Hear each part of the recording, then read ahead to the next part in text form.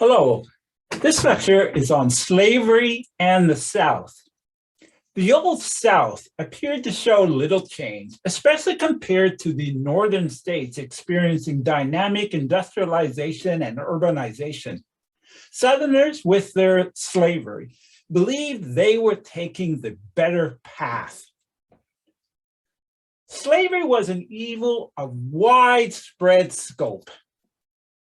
For thousands of years, it was common on every inhabited continent.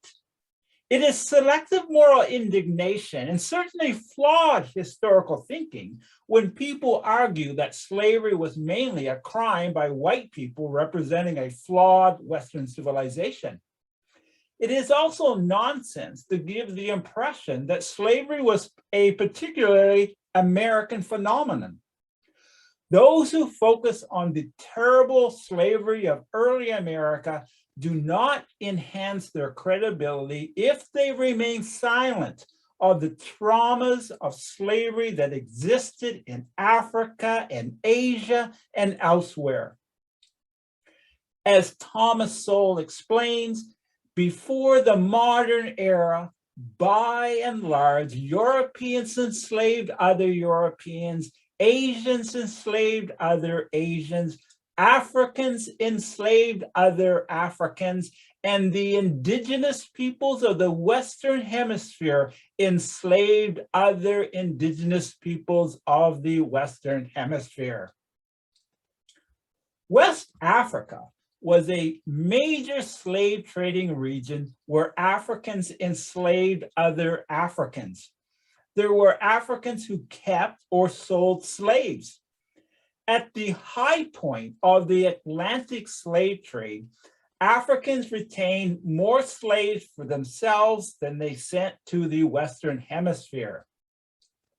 On the other side of Africa, the Maasai were known for their slave raiding. Europeans learned that slave raiding was a dangerous venture.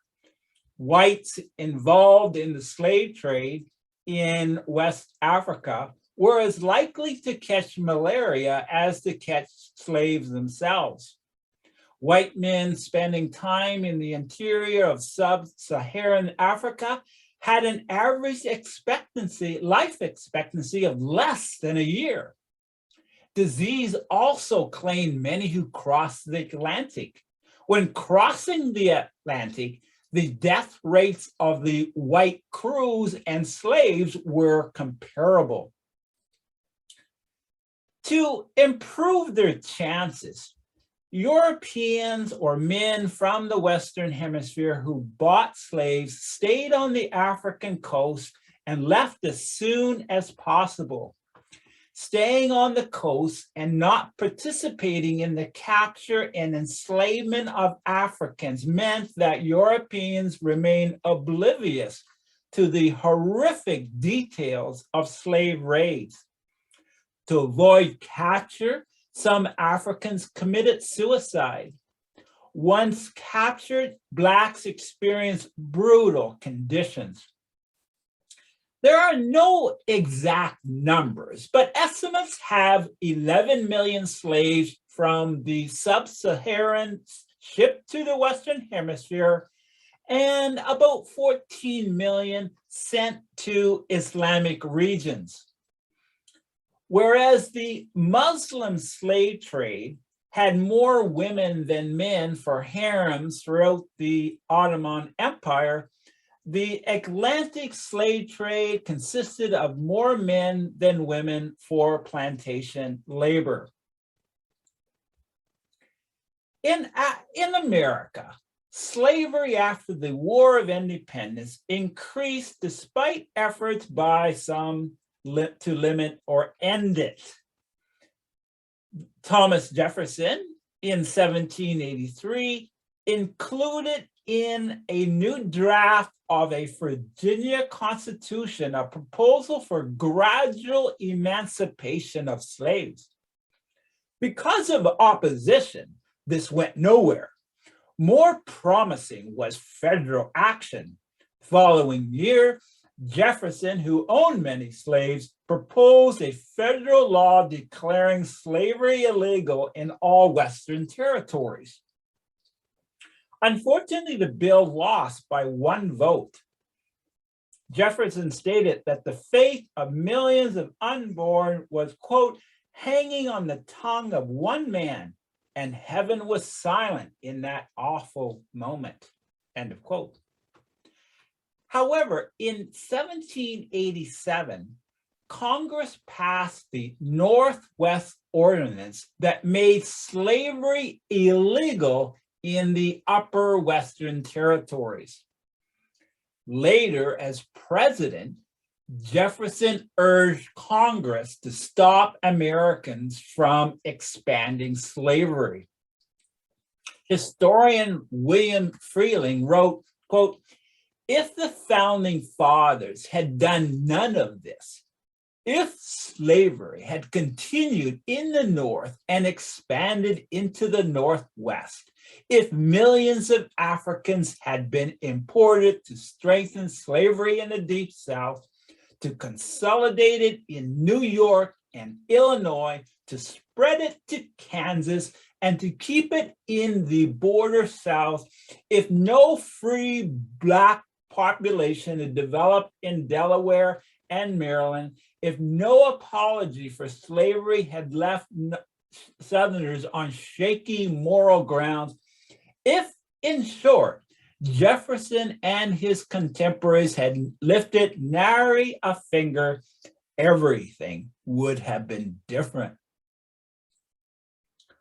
Of course, the founding fathers and Congress should have done much more.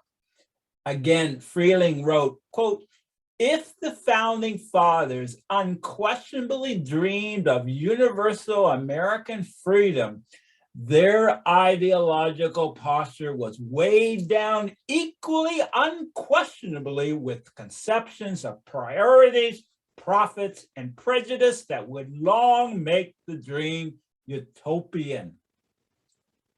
The master passion of the age was not with extending liberty to Blacks, but with erecting republics for whites. In his final days, Jefferson was distraught over the issue of slavery. In an 1820 letter to Massachusetts politician John Holmes, he wrote of the Missouri Compromise that kept slavery out of Western territory north of the 36th degree parallel. Quote, but this momentous question, like a fire bell in the night, awakened and filled me with terror. I considered it at once as the knell of the Union. It is hushed indeed for the moment, but this is a reprieve only, not a final sentence, a geographical line coinciding with a marked principle, moral and political, once conceived and held up to the angry passions of men, will never be obliterated. And every new irritation will mark it deeper and deeper. I can say with conscious truth that there is not a man on earth who would sacrifice more than I would to relieve us from this heavy reproach in any practical way. The cession of that kind of property, for so it is misnamed, is a bagatelle which would not cost me a second thought if, in that way, a general emancipation and expatriation could be effected. And gradually, and with due sacrifices, I think it might be. But as it is, we have the wolf by the ears, and we can neither hold him nor safely let him go.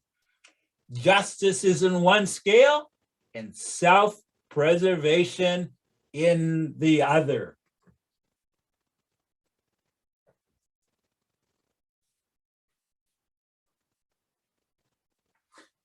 At best, Jefferson's record was that he had helped protect slavery where it was explosive and helped demolish it where it was manageable. One solution considered by Jefferson and Andrew Jackson was to send freed slaves back to Africa. But the growing popularity for this idea came too late.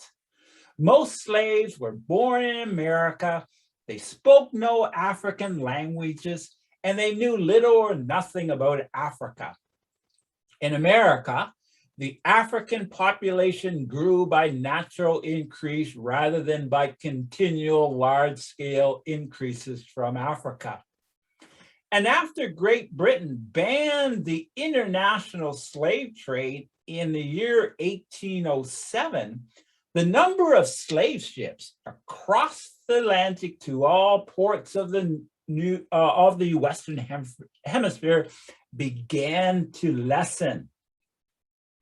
Slavery may have developed during the colonial period from a series of unthinking decisions, but its continued existence into the 19th century demanded a force stronger than mere momentum.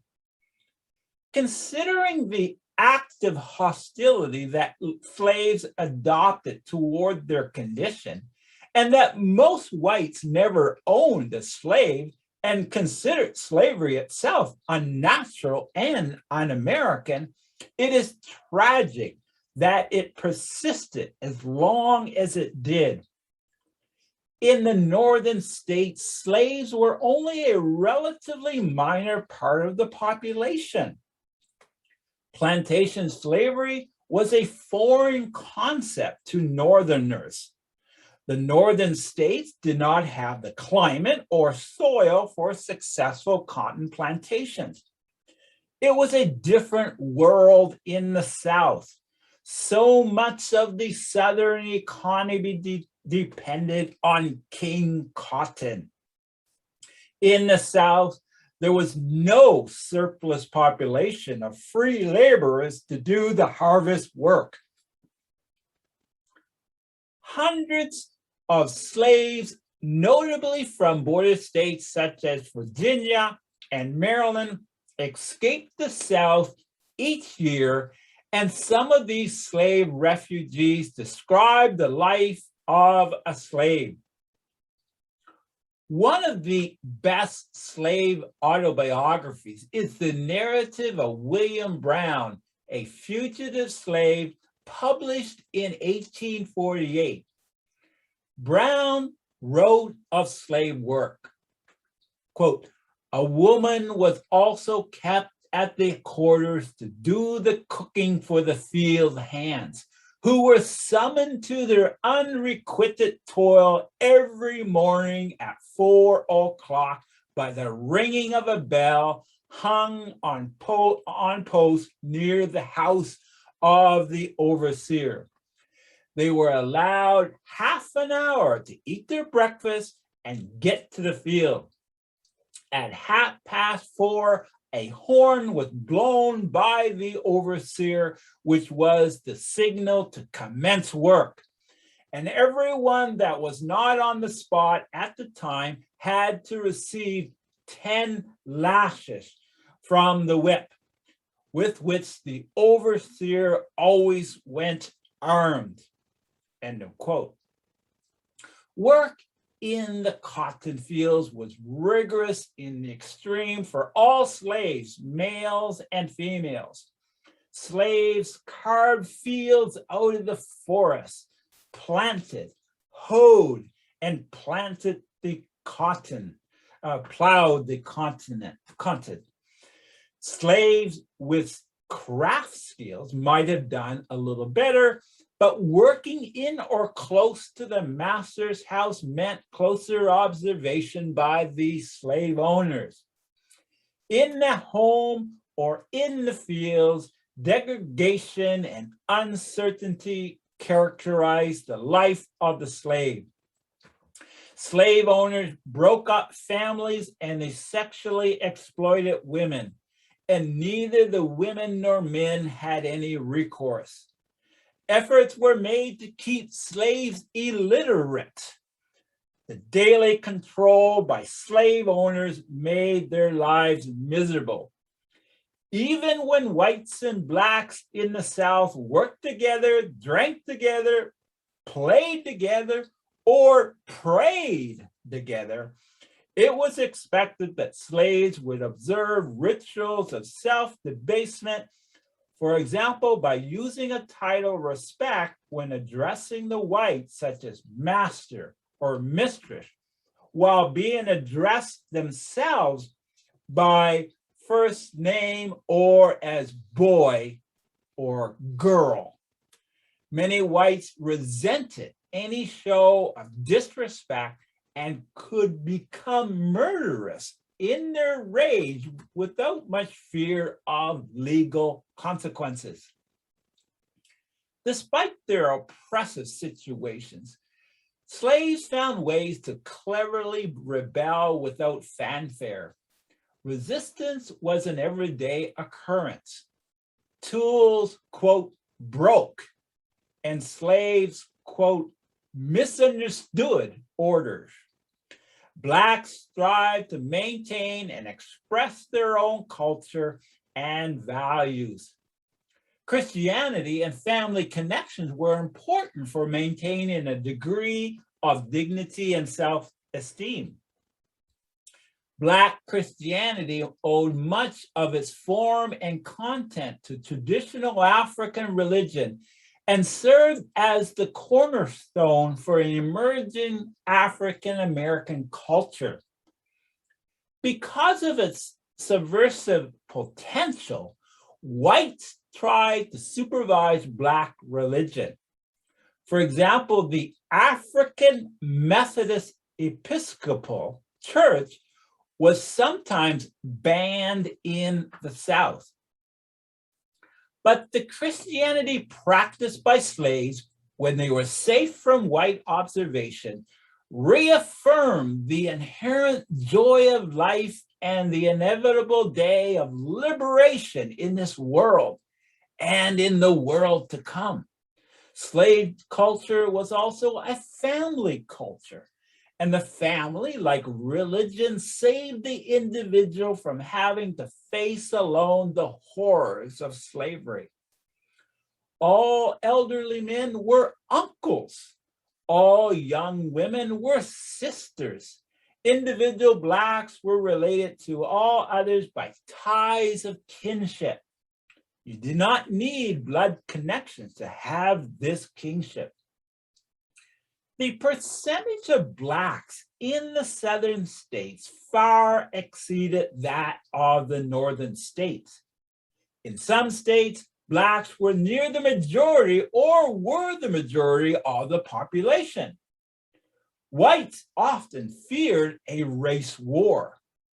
Laws alone did not enslave the Blacks. It was the application of laws that mattered. In the South, Blacks were heavily policed.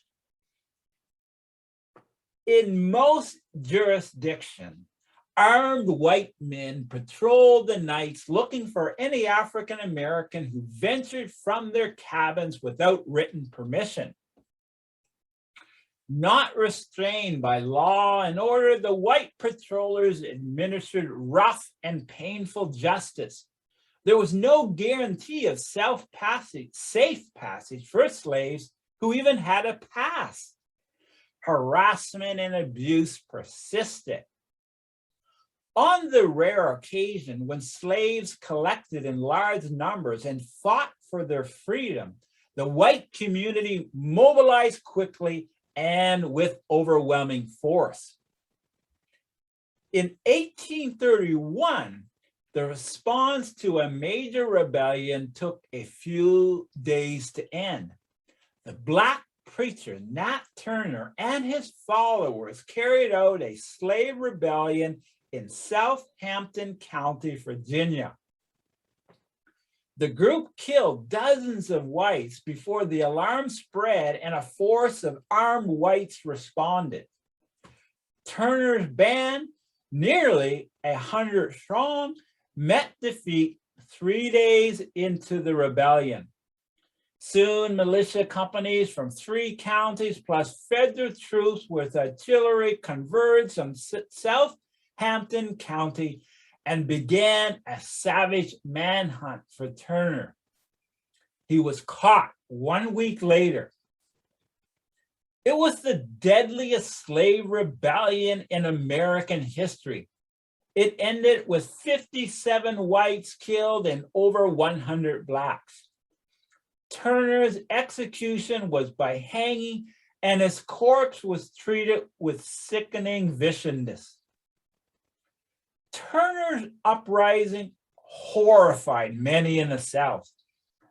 The event represented a rare failure of the system of daily repression designed to keep slaves down. But equally important was that the episode shut down reasonable debate between thoughtful people.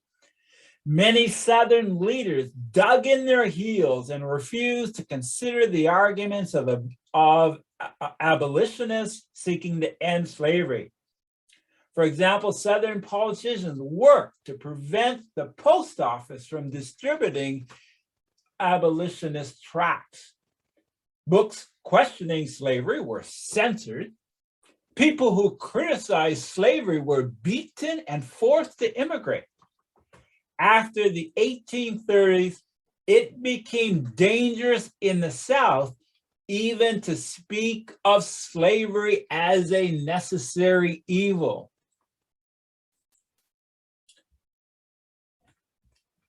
Most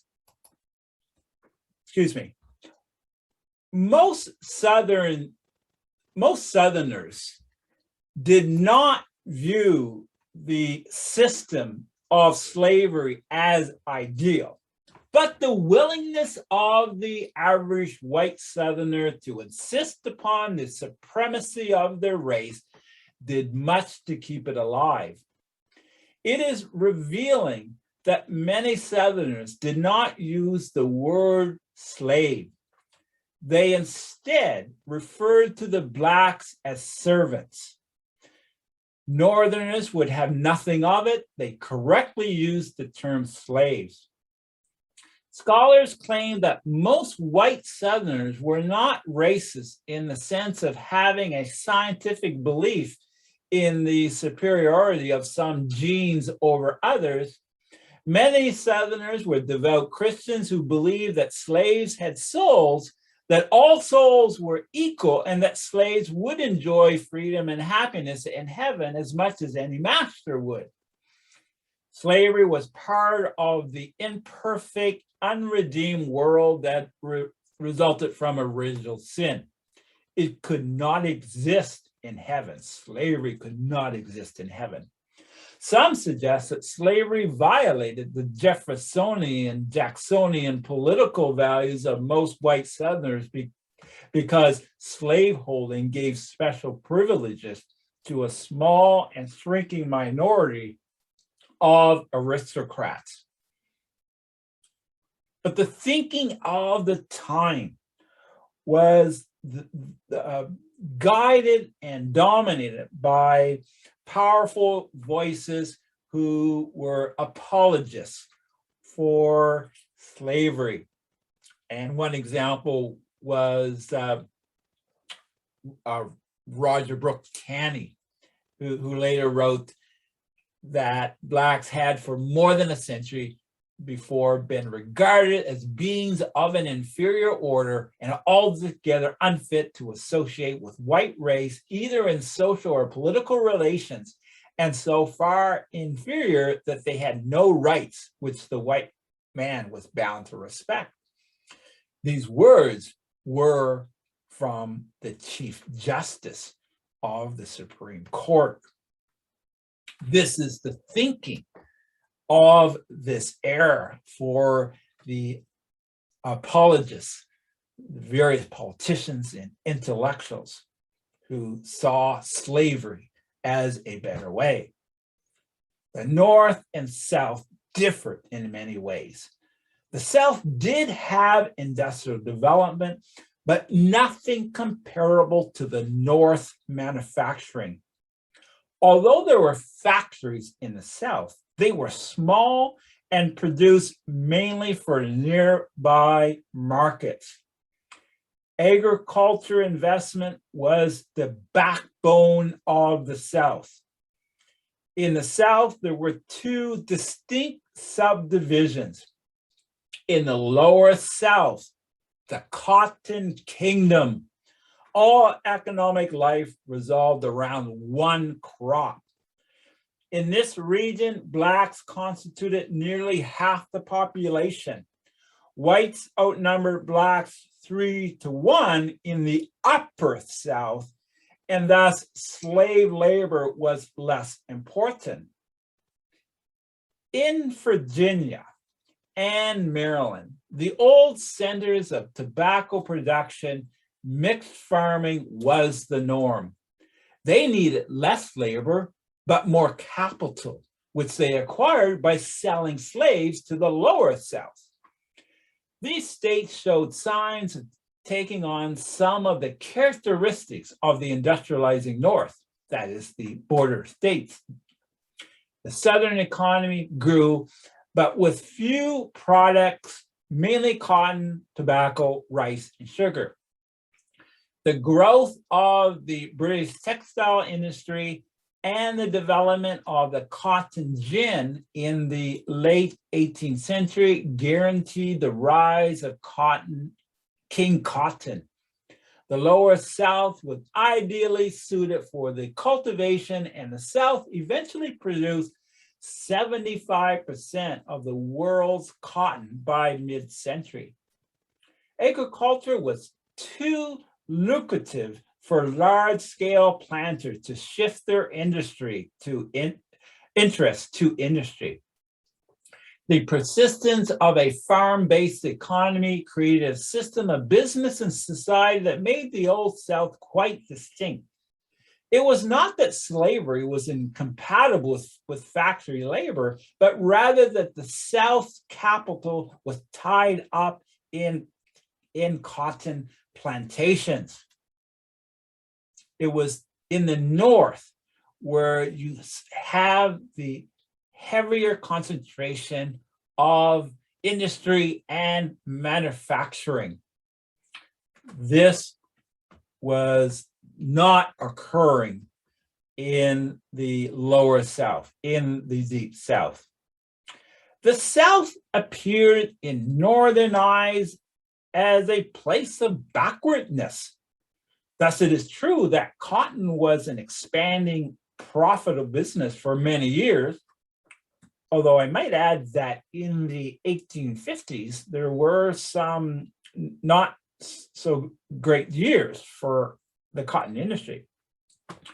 But its profits were not well distributed. And the slave system that the South felt was necessary to grow cotton caused the South to waste its human resources and remain an undeveloped region. The region's reliance on slavery, more than anything, set it apart from the rest of the nation. With the rise of the cotton industry, the value of slaves increased. More than just a labor system, slavery had become an integral part of the Southern social fabric. Wealth and social status often revolved around slave ownership. However, it is important to note that approximately 75% of the Southern white society were non-slaveholders, and less than 10% of whites owned more than 10 slaves. Less than 1%, by a large margin, owned 100 or more slaves. But the planters with large slave populations had an influence on society far beyond their numbers. The planters were also represented in legislatures far out of proportion to their numbers, and they had the support of the greater white society. The plain folk, who were mostly subsistence farmers, and even the poorest white Southerners were supportive of the slave system. Some suggest that the very presence of slaves raised the status of all white non-slaveholders. Not every Southerner was an advocate of slavery, but most accepted that it had to be. Fearing that an emancipation of Blacks would produce a race war, whites were unwilling to abolish slavery. Southern intellectuals and politicians argued that slavery was a positive good, an institution that had created great societies in the past. This position was defended on the basis that Africans were inferior in some way, that slavery was sanctioned in the Old and New Testaments, and that slavery provided a kind of humane asylum for African Americans who would improve as a race because of slavery.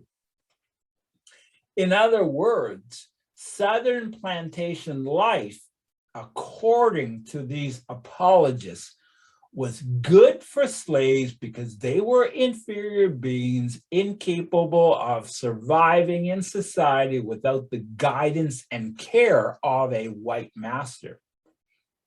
The pro-slavery argument was that slavery allowed the two races to live harmoniously. In addition, Southern apologists claimed that slavery was superior to the Northern wage labor system of democratic capitalism. In his classic book, Sociology for the South, or The Failure of Free Society, published in 1854, author George Fitzhugh argued that slavery was morally superior to capitalism because planter paternalism guaranteed a minimum of subsistence to the slave, while capitalism guaranteed workers nothing, not even life.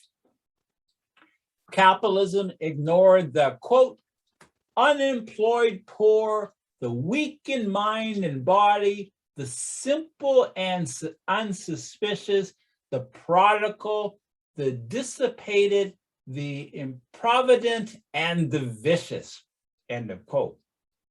A better system, slavery offered support and protection for some, supervision and discipline for others.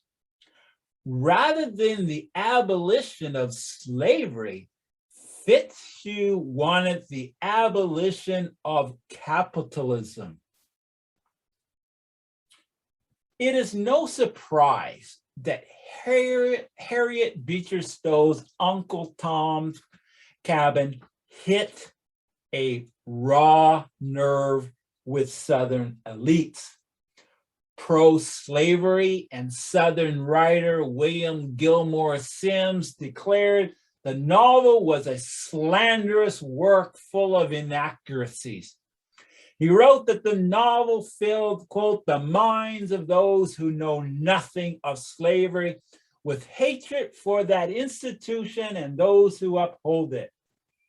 Stowe was, quote, the mouthpiece of a large and dangerous faction, which if we do not put down with the pen, we may be compelled one day, God grant that day may never come, to repel with the bayonet, end of quote. While supporting slavery, other Southerners were less comfortable. Foreigners traveling in the South often observed the torment suffered by the conscience-haunted slave owners. One northerner in Alabama in 1853 met a local white resident who described how runaway slaves were hunted down and how some of the hunters enjoyed doing so. Quote, always seemed to be a kind of barbarous sport, the man said. And then after a pause, quote, it's necessary, though. The South was distinct and did not experience the dynamic industrialization and urbanization of the North. Southerners, with their slavery, believed that they were taking the better path. They argued that their way was kinder and more stable. As more Americans learned all the horrors of slave life, the apologist views for slavery were seen as delusional. Thank you.